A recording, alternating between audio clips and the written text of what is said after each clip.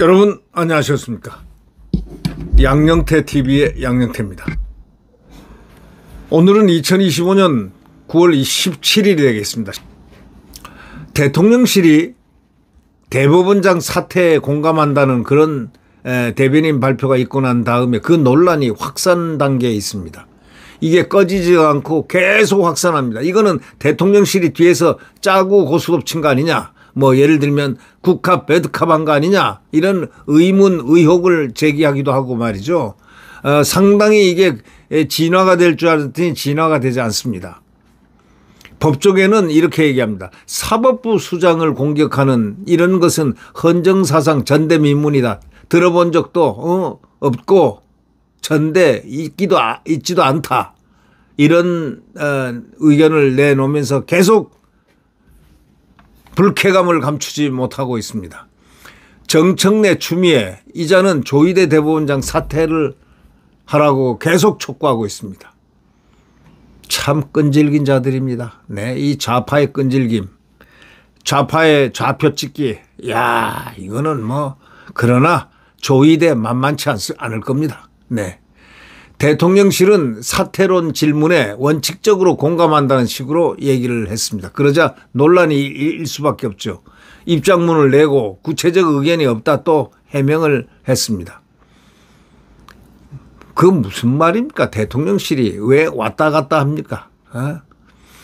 법조계는 당정 합세해서 대법원장을 공격하고 있는 거다. 전대미문이다. 사법부 길들이기 의도다. 필리핀 두테르테식 정치를 하려고 한다. 필리핀 두테르테식 정치를 하려고 한다. 이렇게 지금 법조계는 상당히 격앙되어 있습니다.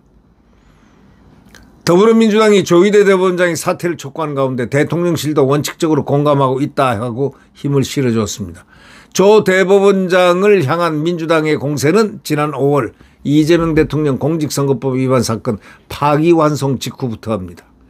하지만 지난 6월 이 대통령이 당선되면서 대통령의 불소추 특권을 규정하는 헌법 84조를 이유를 들어 법원들이 이 대통령 사건 재판을 미루면서 잠잠해졌습니다. 뭐 미루면서가 아니고 납작 미끄러져 엎드렸죠. 미리 엎드렸죠. 서울 고법에 무슨 판사부터 무슨 판사부터 납작 엎드렸죠. 아마 지금 후회쯤 할 겁니다. 그는 우리법연구회인가 뭐 국제인권법 출신인데 납작 엎드렸죠. 네. 그러나 지금쯤은 토사구팽이란 걸 느낄 겁니다. 네. 하지만 이달 초부터 대법원이 사법개혁에 반대 입장을 내놓았고 전국 법원장 임시회의를 개최하는 등 움직임을 보이자 민주당은 조 대법원장에 대해서 전방위적으로 압박하는 모양새입니다. 법조계에서는 대통령실까지 가세해가지고 대법원장 사퇴를 촉구하는 걸 두고 사퇴 촉구에 동조하는 것 자체가 위헌이다. 이렇게 비판이 나옵니다. 지금 대통령실이 위헌을 했다는 겁니다. 헌법을 위반했다는 겁니다. 대통령이 여당과 합세해서 사법부 수장을 공격하는 것은 헌정사상 전대미문이다. 이런 지적이 나왔습니다. 이제 대통령이 여당과 합세해가지고 사법부 수장을 공격하는 것은 헌정사상 전대미문이다. 이런 지적이 나왔습니다. 강유정 대통령실 대변인이 이것을 대변인을 한 겁니다. 어저께 16일이죠. 법조계에 따르면 대통령실은 추미애 법제사법위원장 등 여당에서 제기된 조 대법원장 사퇴 요구에 대해서 임명 권력으로서 그러한 요구에 대한 개연성과 그 이유에 대해서 돌이켜봐야 될 필요가 있지 않나라는 점에서 원칙적으로 공감하고 있다. 이렇게 밝힌 바가 있습니다. 대통령실이. 원칙적으로 공감하고 있다. 강유정 대통령실 대변인은 전날 오전 브리핑에서 추미애 법사위원장의 조희대 대법원장 공개 사퇴 요구에 대한 질문에 이렇게 답했습니다. 강 대변인은 아직 저희가 대법원장 사퇴 요구에 특별한 입장이 있는 것은 아니라면서도 국회가 어떤 숙고의 논의를 통해 헌법 정신과 국민의 뜻을 반영하고자 한다면 헌법 정신 좋아하네. 예? 국민 뜻 좋아하네. 예? 참 헌법 정신하고 국민 뜻 좋아합니다. 이 강 대변인. 이 한다면 가장 우선시되는 선출 권력이라 할 수 있다. 이러면서 우선시 되는 것이 선출 권력이다 이거예요. 벌써 이 저체 말부터가 틀렸습니다. 시대적 국민적 요구가 있다면 임명된 권한으로서 요구에 대한 개연성과 이유에 대해서 돌이켜봐야 할 필요가 있지 않나 이렇게 말했습니다. 또 여당의 내란 전담 재판부 신설 추진을 둘러싼 논란과 관련해서 입법부가 자정 능력과 내부적 협의 능력을 의심하기보다는 천천히 지켜보고 그 논의 과정에서 숙의할 필요가 있다 이렇게 밝혔습니다. 이 강 대변인은요, 이게 국문학 박사인가 뭐 아마 그럴 겁니다. 국문학. 그래서 말을 베베 꼬면서 그 목적을 갖다가 아닌 척 하면서 긴 걸로 들어가는 아주 기교가 대단한 사람 같이 보입니다. 그래 놓고 나중에 부인해 버립니다. 강 대변인은 브리핑 이후 논란이 일자 대통령실 입장은 국회는 숙고와 논의를 통해서 헌법 정신과 국민의 뜻을 반영하며 대통령실은 그러한 시대적 국민적 요구가 있다면 임명된 권한으로서 그 요구에 대한 개연성과 이유를 돌이켜봐야 될 필요가 있다는 취지다. 아이고 참. 원래 공부 잘하고 또 진짜 똑똑한 사람은요 이렇게 길게 비비 꼬면서 이렇게 저렇게 왔다 갔다 하면서 예 이렇게 정말 내장 창자처럼 말이죠. 이렇게 뱅뱅뱅뱅 돌아가지고 원래 목적을 갖다 이렇게 알게끔 하는 이런 짓을 하지 않습니다. 진짜 명대변인은 딱 요점입니다. 국민에게 이러한 것을 이렇게 하고 딱 알려줍니다. 강 대변인은 굉장히 현학적이고 자기가 마치 무슨 국문학 박사란 걸 갖다가 뭐 내세우려고 하는 것인지는 모르겠지만 말을 하는 데 있어서 이 대변인으로서 말하는 이 전달력 메시지가 전달력 이거에 대한 연구를 좀 하시길 바랍니다.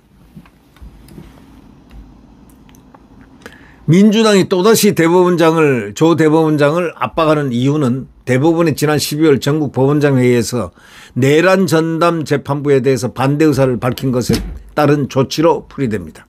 당시 조 대법원장은 구성원이 아니어서 회의장에 들어가지는 않았지만 회의가 끝난 뒤 대법원은 최고법원 구성과 법권 인사제도는 사법권 독립의 핵심 요소다.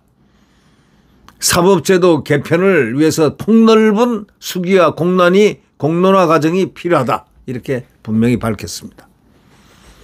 이번에는 사법부가 아마 끝을 볼 것입니다. 사법부가 절대로 물러서지 않을 것입니다.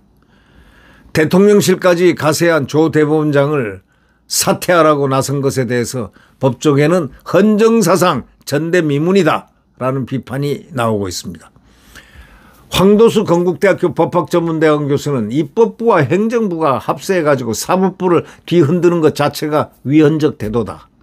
독재 방지하는 기관인 사법부의 수장을 국회와 대통령실이 합세해서 공격하는 것은 처음 본다 이렇게 말했습니다. 조 대법원장 사퇴 촉구는 사법부 길드길이라는 그 어떤 분석도 있습니다. 조상규 법무법인 로하나 변호사는 이렇게 얘기했습니다. 민주당이 이 대통령 선거법 사건 파기환송 후에 대법원장 탄핵론을 꺼냈듯이 자신들에게 불리한 판결이 나오는 것을 미리 대비해서 사법부를 공격하는 것이다 라고 꼬집었습니다. 조 변호사는요, 대법관 증언, 내란 재판부 등 정부와 여당이 합세해서 추진하고 있는 이 사법개혁이라는 게 통과하면은 필리핀식의 필리핀 두테르테식 정치가 시작될 것이다. 필리핀 두테르테식 정치가 시작될 것이라고 내다봤습니다. 이런 사법개혁이 통과되면은 지금 대법관 증언이라든가 내란 재판부 등 지금 정부하고 여당이 합세해가지고 추진하는 사법개혁이 만약에 통과되면 필리핀 두테르테식 정치가 될 것이다. 이렇게 내다봤습니다. 내란 재판의 안정적 운영을 위해서 압박카드를 꺼내든 것이라는 분석도 있습니다. 한 부장검사 출신 변호사는요. 윤 대통령 등 내란 혐의로 기소된 인사들의 1심도 한창 진행 중이고 특검 출범 후에 기소된 야당 인사들의 재판도 곧 시작되는 시점에서 사법부에 미리 압박을 넣는 것이다. 미리 압박을 넣기 위해서 이런 식으로 지금 사법부를 수장을 흔들고 있다. 뭐 이런 뜻이 되겠습니다. 여하튼 사법부를 건드리는 것은 옳지 못합니다. 순수치 못한 이런 의도들입니다. 이렇게 보면 거의 틀림없습니다.